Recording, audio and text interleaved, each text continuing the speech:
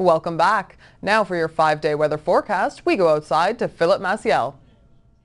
Thanks, guys. Well, it's a little cloudy out here, but the clouds should depart soon, and the sun will be shining. The leprechauns will be dancing, all in preparation for your St. Patrick's Day tomorrow. Now let's take a look at your forecast for the rest of the week. Today we're looking at a high of 19 degrees, partly cloudy with a low of 7 tonight. Your Irish holiday will be a little chillier, a brisk 16 degrees, so you might want to throw on a green sweater, a low of 7 degrees into the nighttime there. Sunday, the sun will disappear for the next few days. We have a high of 21, a low of 11 degrees that day. Monday, a high of 18, a low of 10 degrees, and the clouds will remain. Finally, Tuesday, we'll see a high of 19 degrees, a low of 9, still mostly cloudy. That's your forecast for the rest of the week, and with that, my weekend officially begins. Dylan, Kate, I'll have green beers for you in the newsroom. Back to you guys. Thanks, Philip. Keep 'em cold. Canada's largest telecommunications company is expanding. Bell Canada has announced it will acquire media giant Astral for over $3 billion. Astral owns multiple radio and television properties such as HBO Canada and the Family Channel. The Montreal-based media company also owns billboards all across Canada. The purchase still needs approval by the Canadian Radio, Television and Telecommunications Commission and the Competition Bureau. The move will allow Bell to control 22 English and 13 French specialty TV channels, as well as 84 Canadian radio stations.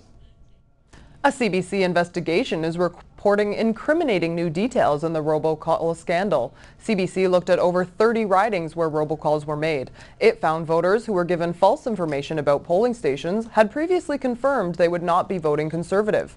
This suggests data gathered by the Tories may have been used to direct the calls.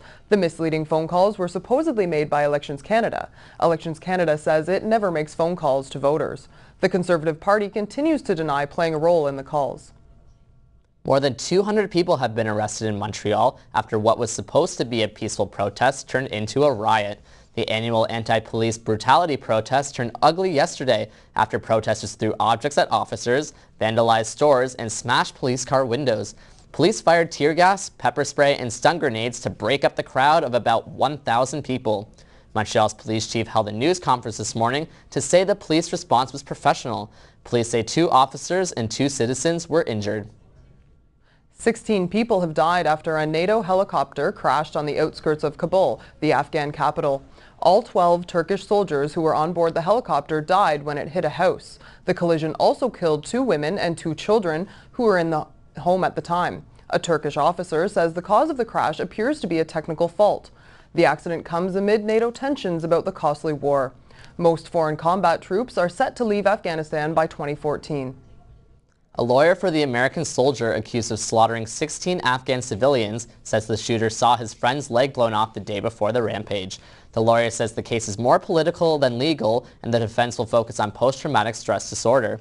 The suspect has been training to become a military recruiter after 3 tours of duty in Iraq before being ordered to Afghanistan. The legal team will not reveal the soldier's name until the U.S. government releases his identity. And now with your sports news, here's Justin Irwin.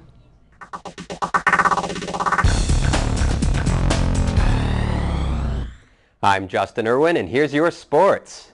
The kid is back. Sidney Crosby returned to the ice last night for the Pittsburgh Penguins game against the New York Rangers.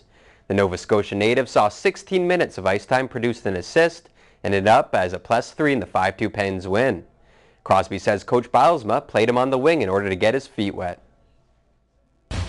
Obviously a tough game and pretty emotional one, so nice to get back in that type of game and get right into it right away. So that was a great win for us, and we'll move on here with more important games. This was the second time this season Crosby has come back from post-concussion syndrome. He has 13 points in 10 games. And the Leafs returned to the win column.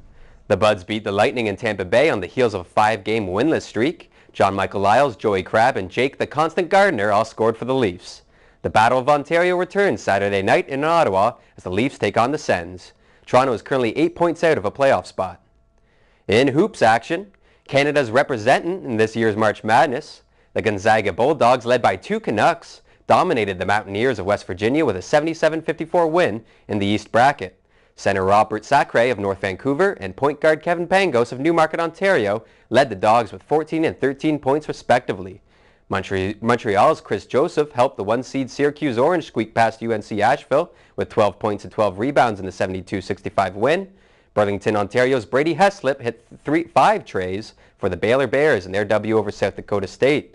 Today, Toronto's Mick Kapongo leads the Texas Longhorns against the Cincinnati Bearcats, and Mississauga's Andrew Nicholson and St. Bonaventure will try to upset the Florida State Seminoles in the 3-14 matchup.